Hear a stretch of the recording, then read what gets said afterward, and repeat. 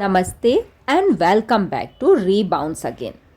आप में से जो भी कोई भी सब्जेक्ट ऑनलाइन या ऑफलाइन पढ़ाना चाहता है, उसके लिए स्टार्ट कहाँ से करें, स्टूडेंट कैसे लाएं, कितनी फ़ीस रखें, किस जगह पे पढ़ाएं, कितना इन्वेस्टमेंट लगेगा और जितनी भी रिलेटेड प्रॉब्लम है उन सारी प्रॉब्लम का सॉल्यूशन मैंने यहाँ शेयर करने की कोशिश की है।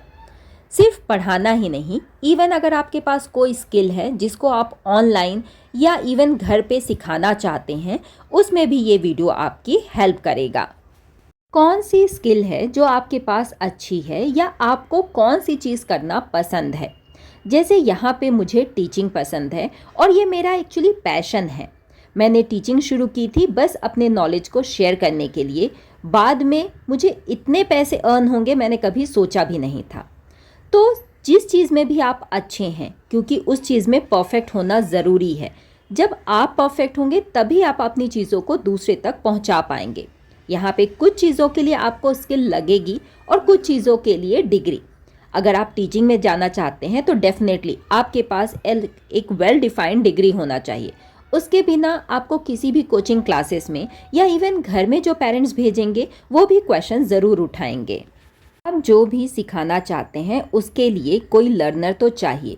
तो स्टूडेंट लाने के लिए आप इस तरह से पैम्पलेट प्रिंट कर सकते हैं, जिसमें आप अपना कोचिंग क्लास का नाम, सब्जेक्ट जो आप पढ़ाना चाहते हैं, अपना एड्रेस और चाहें तो फ़ोन नंबर और ईमेल आईडी दे सकते हैं ताकि लोग आपको कांटेक्ट कर सकें।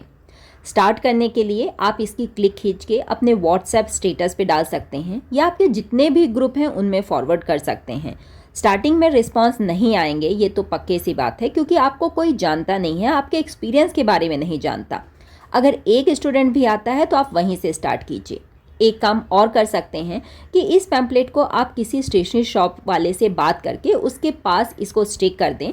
जितने लोग भी स्टेशनरी खरीदने आएंगे डेफिनेटली वो स्टूडेंट हैं, तो वहाँ से भी आपको ऑप्शन मिल जाएगा। अगर आप ऑनलाइन पढ़ाना चाहते हैं तो बहुत सारी आजकल वेबसाइट है जहां से आपको टीचिंग के ऑफ़र मिलते हैं, बट डेफिनेटली वहां भी आपको डिग्री और एक्सपीरियंस चाहिए। मैं बोलूँगी कि जनरली आप नेबर के 1-2 स्टूडेंट से शुरू कीजिए। अगर आपकी परफॉर्मेंस अच्छी होगी तो डेफिनेटली आपका जो वर्ड ऑफ माउथ है, मतलब लोग आपकी खुद ही तारीफ़ करेंगे और आपके पास स्टूडेंट आना शुरू हो जाएंगे। एक और अच्छा तरीका है पब्लिसिटी लेने का कि आप कोई छोटी कोचिंग क्लासेस में पढ़ाना शुरू कर दीजिए। जैसे जैसे आपका एक्सपीरियंस गेन होगा, आपका कॉन्फिडेंस लेवल बढ़ेगा और यहीं से आपको स्टूडेंट मिलना शुरू हो जाएंगे।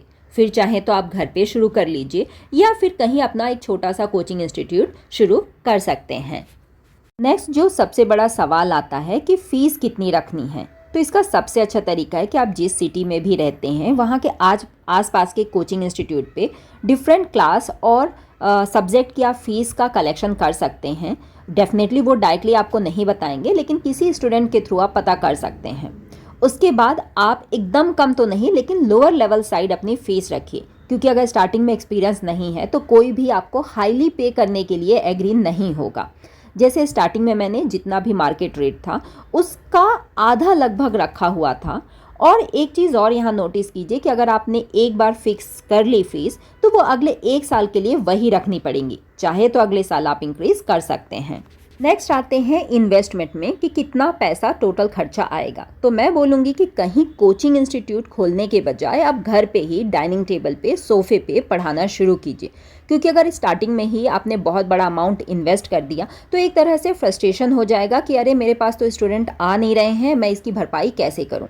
दूसरा, आप बेसिक तरीके से ही स्टार्ट कीजिए। जैसे एक सिंपल सा वाइट बोर्ड ले लीजिए जो 600 या 700 रुपए का आता है। आप उसी को चेयर पे या किसी अलमारी के ऊपर रख के या इवन दीवार पे हैंग करके स्टार्ट कर सकते हैं।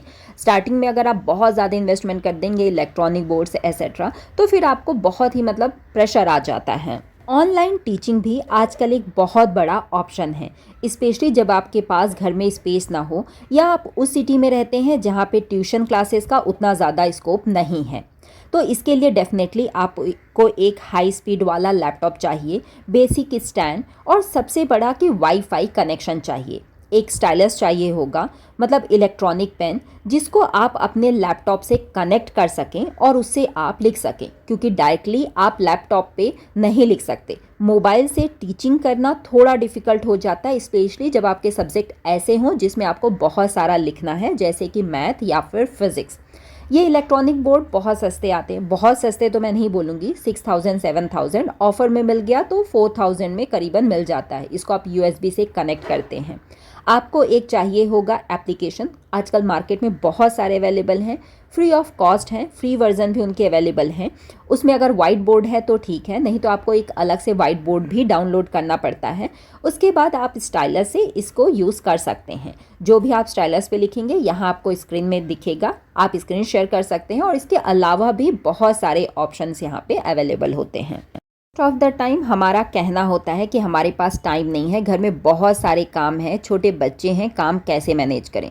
तो मेरे लिए तो एक्चुअली ये सारे बहाने थे, क्योंकि मेरा मानना है कि जहाँ चाह है वहाँ राह है। मैंने भी पढ़ाना तब शुरू किया था जब मेरा बेटा सिर्फ़ और सिर्फ 9 महीने का था।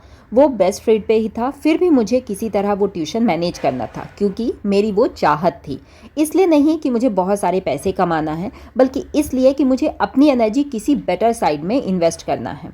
आपके पास जो भी चीज़ें हैं उसको इस तरह से मेसी रखने के बजाय अगर आप क्लीन करेंगे तो डेफिनेटली आपका ना जो इम्प्रेशन है वो ज़्यादा अच्छा जाएगा। यहाँ पे मेरे पास स्पेस कांस्टेंट डेफिनेटली था।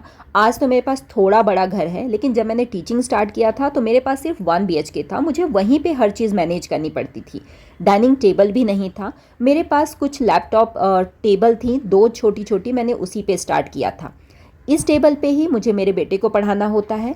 यहीं पे डाइनिंग एरिया है डेफिनेटली, तो लंच डिनर यहीं होता है। मेरी स्टिचिंग का, आर्ट एंड क्राफ्ट का सारा सामान यहीं पे रहता है।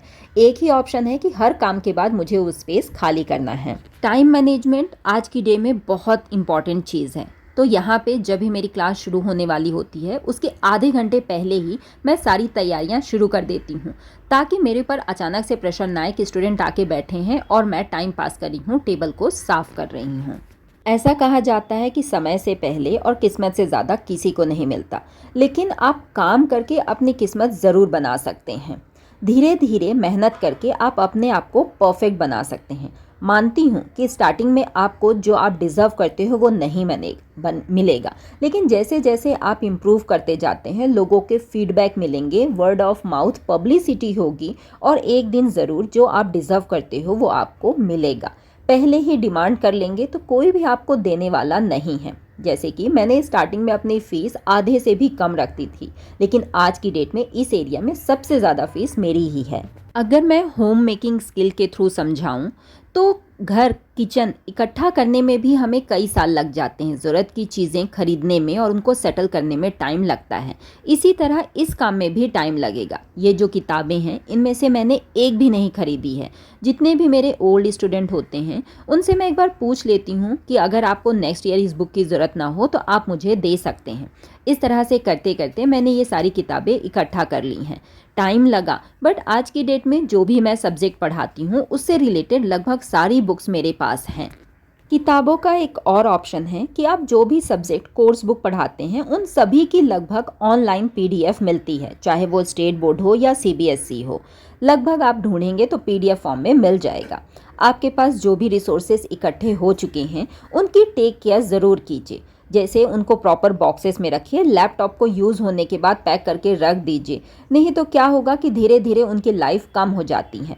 रिसोर्सेस इकट्ठा करने में टाइम लगता है, अगर एक बार ख़राब हो गए तो शायद दूसरी बार खरीदने का बजट इतनी जल्दी ना बने। मैं अक्सर कोशिश करती हूँ कि अपनी चीज़ों को संभाल के रखूँ। जो ये मेरा स्टाइलस है इसको लगभग 5 ईयर होने वाले हैं। ये मैंने तभी ख़रीदा था, मतलब लॉकडाउन के जस्ट पहले, जब मेरा टच स्क्रीन लैपटॉप एक बार गिर के टूट गया था। अब वो काम कर नहीं रहा था तो मुझे स्टाइलस ख़रीदना पड़ा, और यकीन मानिए कि ये मेरा सबसे अच्छा इन्वेस्टमेंट था, क्योंकि उस समय मैंने ये ख़रीद ज़रूर लिया था। आज की डेट में ये मेरे बहुत काम आ रहा है, स्पेशली लॉकडाउन के समय। टीचिंग के लिए एक और बहुत अच्छा ऑप्शन मैं आपके साथ शेयर कर रही हूँ, होम टीचिंग। इसमें आपको स्टूडेंट के घर जाके बच्चे को पढ़ाना होता है। यकीन मानिए ये सबसे हाईली पेइंग जॉब है। यहाँ पे रिस्पेक्ट भी बहुत ज़्यादा होती है और रिज़ल्ट भी बहुत जल्दी आते हैं। क्यों? क्योंकि आपको एक ही स्टूडेंट को पढ़ाना है, 1.5 घंटे या 1 घंटे की क्लास होती है, उसका कंसंट्रेशन भी बना होता है और आपको थकावट भी कम होती है। यहाँ पे सब कुछ हो गया, स्टूडेंट आ गए, फीस आपने डिसाइड कर लिया, टीचिंग शुरू कर दिया, एवरीथिंग, लेकिन ये कंटिन्यू बना रहे, इसके लिए सबसे ज़्यादा ज़रूरी है कि आपका रिजल्ट आए, बच्चों के मार्क्स इंप्रूव हों, उनके ग्रेड बढ़ें। नहीं तो क्या होगा, पेरेंट्स जो हैं वो आप पे भरोसा करना छोड़ देंगे। इसके लिए सबसे ज़रूरी है कि आप उनके रेगुलर टेस्ट लीजिए। एक नोटबुक बना सकते हैं जिसमें जितने भी आपने सब्जेक्ट पढ़ाए हैं उसका एक एक चैप्टर का या दो दो चैप्टर का टेस्ट लीजिए। आपके पास भी एक रिपोर्ट बनी रहेगी कि हाँ कितने मार्क्स इनको मिल रहे हैं और इम्प्रूव हुए कि नहीं। इसी तरह आप फीडबैक एक नोटबुक बना लीजिए। मंथ वाइज स्टूडेंट्स को फीडबैक ज़रूर कीजिए, मतलब उनके पेरेंट्स को फीडबैक भेजिए, उनको भी रहेगा कि येस आप उनके ऊपर ध्यान दे रहे हो। रेगुलर टेस्ट मतलब 80 मार्क्स का जो पेपर होता है वो भी लीजिए। मैंने यहाँ पे लगभग सारी चीज़ें कवर करने की कोशिश की है, क्या, कैसे, कब, कहाँ। इसके अलावा भी अगर आपके मन में कोई सवाल हो या कोई डाउट हो तो आप मुझे कमेंट करके पूछ सकते हैं। जितने भी मेरे पास सवाल या क्वेरीज आएंगी उन सबको कंपाइल करके मैं विद इन अ मंथ एक और वीडियोज़ रिलीज़ करने की कोशिश करूँगी। मेरी प्रायोरिटी जो है वो टीचिंग है। कभी कभी ऐसा होता है कि अगर दो काम एक साथ हैं, मतलब यूट्यूब और टीचिंग, तो मैं टीचिंग को ज़्यादा प्रेफर करती हूँ। Take care and bye bye. जल्दी मिलेंगे अगले वीडियो में।